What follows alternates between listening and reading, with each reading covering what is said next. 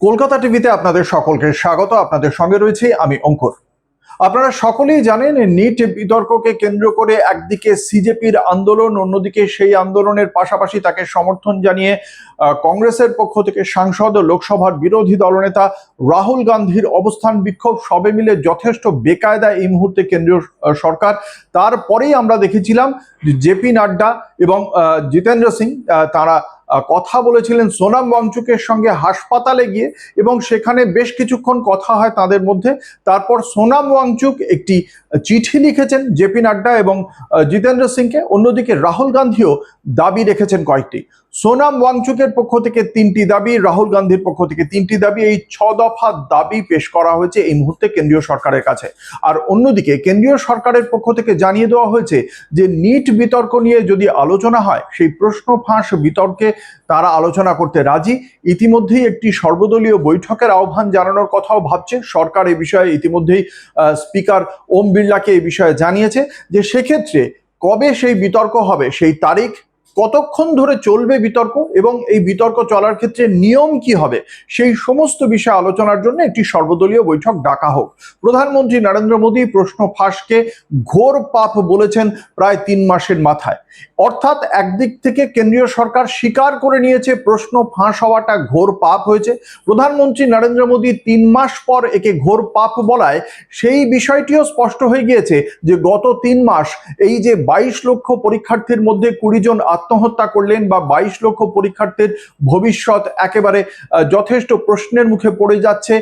গত কয়েক বছরে প্রধানমন্ত্রী নরেন্দ্র মোদীর শাসনকালে এই যে এতগুলি পরীক্ষার প্রশ্ন ফাঁস হয়েছে, বা প্রশ্ন আর পরীক্ষার পদ্ধতি নিয়ে প্রশ্নচিহ্ন উঠে গিয়েছে, সেই বিষয়গুলি সম্পর্কে তার মন কি বাতে কোনো জায়গা পায়নি। এবং এই আবহেই কেন্দ্রীয় সরকারকে আরো খানিকটা পেছনে ঠেলে দিতে, কোণঠাসা করতে একসঙ্গে দাঁড়িয়েছে একদিকে সিজেপি, যাদের আন্দোলন কোনো রাজনৈতিক আন্দোলন নয়, অন্যদিকে রাজনৈতিকভাবে লোকসভার অন্দরে কংগ্রেস বিজেপিকে আরো বেশি কোণঠাসা করতে চাইছে। একে একে দুপক্ষের দাবি শোনাবো। সোনাম ওয়াংচুক এবং রাহুল গান্ধী আজ এআইসিসি সদর দপ্তরে একটি সাংবাদিক সম্মেলন করেন এবং সেখানে 3টি দাবি পেশ করেছেন তিনি। তারপরে তিনি এক্স হ্যান্ডেলেও পোস্ট করেছেন তার সেই দাবি। তিনি বলেছেন, প্রধানমন্ত্রী নরেন্দ্র মোদী, আপনি অহংকার ছেড়ে দিন। ব্যর্থ শিক্ষামন্ত্রী ধর্মেন্দ্র প্রধানকে অবিলম্বে পদত্যাগের দাবি জানিয়েছেন রাহুল গান্ধী। শিক্ষার্থীদের ওপর যে বর্বরতা চালানো হয়েছে তার জন্য দায়ী ব্যক্তিদের জবাবদিহিতার আওতায় আনার দাবি তুলেছেন বিরোধী দলনেতা। শিক্ষার্থীদের প্রতি সংঘটিত প্রতিটি অবিচারের জন্য তাদের কাছে ক্ষমা চাওয়ার দাবি তুলেছেন রাহুল গান্ধী। অন্যদিকে গুরুগ্রামের মেদান্তা হাসপাতালে চিকিৎসাধীন সোনাম ওয়াংচুক, তিনি 2 কেন্দ্রীয় মন্ত্রী জেপি নাড্ডা এবং জিতেন্দ্র সিংকে একটি চিঠি দিয়েছেন। সেই চিঠিতে তার দাবি, ছাত্রদের বিরুদ্ধে কোনো প্রকার শাস্তিমূলক পদক্ষেপ করা হবে না, এই সংক্রান্ত লিখিত আশ্বাস দিতে হবে কেন্দ্রীয় সরকারকে। তারপরেই তিনি তার অনশন ভঙ্গ করবেন, নইলে তিনি তার অনশন কন্টিনিউ করবেন। 2, প্রশ্ন ফাঁসের পর যে 20 জন শিক্ষার্থী আত্মহত্যা করেছিলেন, সেই সমস্ত শিক্ষার্থীদের পরিবারকে উপযুক্ত ক্ষতিপূরণের বিষয় বিবেচনা করতে হবে কেন্দ্রীয় সরকারকে। 3, শিক্ষামন্ত্রী ধর্মেন্দ্র প্রধানের পদত্যাগ নিয়ে সংসদে আলোচনা করতে হবে। এবার সংসদে আলোচনার বিষয়টি হয়তো স্থির হয়েছে, কিন্তু একই সঙ্গে যে সমস্ত দাবিগুলো উঠছে তা কেন্দ্রীয় সরকারের পক্ষে মেনে নেওয়া যথেষ্ট কঠিন।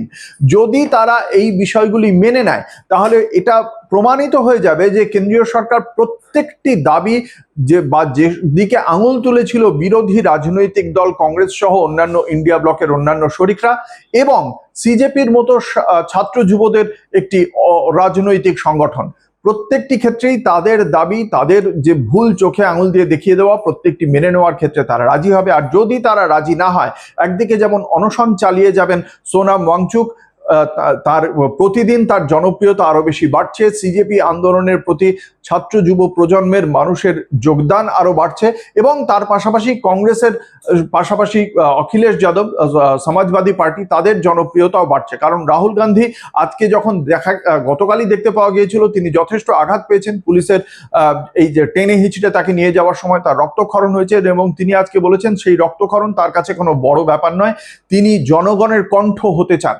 সামনেই 2027-এ উত্তরপ্রদেশের বিধানসভা নির্বাচন, 403 আসনের বিধানসভা নির্বাচনে যদি কেন্দ্রীয় সরকারের শাসক দল ভারতীয় জনতা পার্টি ভালো ফল না করে তাহলে কিন্তু যথেষ্ট সমস্যা রয়েছে। একই 10 বছরের শাসনকালে প্রতিষ্ঠান বিরোধিতা তৈরি হয়েছে উত্তরপ্রদেশ সরকারে।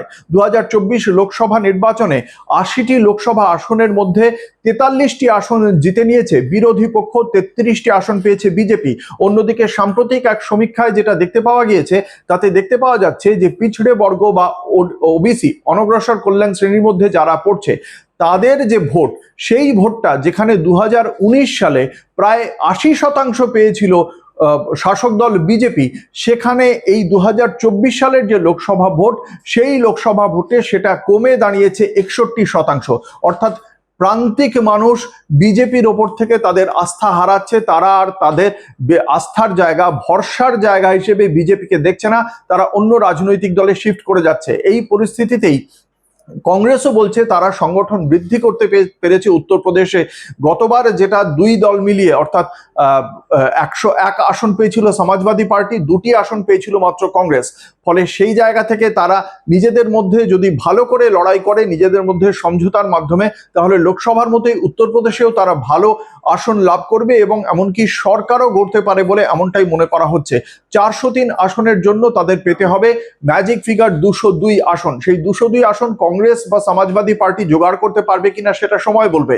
কিন্তু বিধানসভা নির্বাচনের আগে যে উত্তরপ্রদেশের বিধানসভাকে বলা হয় দিল্লির যে সিংহাসন, সেই সিংহাসন লড়াইয়ের প্রধান মই বা প্রধান সিঁড়ি, ফলে উত্তরপ্রদেশের বিধানসভা নির্বাচনে যদি খারাপ ফলাফল হয় সেটা বিজেপির জন্য অত্যন্ত একটা বড় অশনি সংকেত হয়ে দাঁড়াবে। ফলে উত্তরপ্রদেশকে কোনোভাবেই হালকাভাবে নিতে চাইছে না, কারণ উত্তরপ্রদেশের সাম্প্রতিক অতীতে একগুচ্ছ পেপার লিকের ঘটনা ঘটেছে, প্রশ্ন ফাঁসের ঘটনা ঘটেছে। আজকেই রাহুল গান্ধী বলেছেন যে এই জমানায়, নরেন্দ্র মোদীর জমানায় 152টি পরীক্ষায় প্রশ্ন ফাঁস হয়ে গিয়েছে।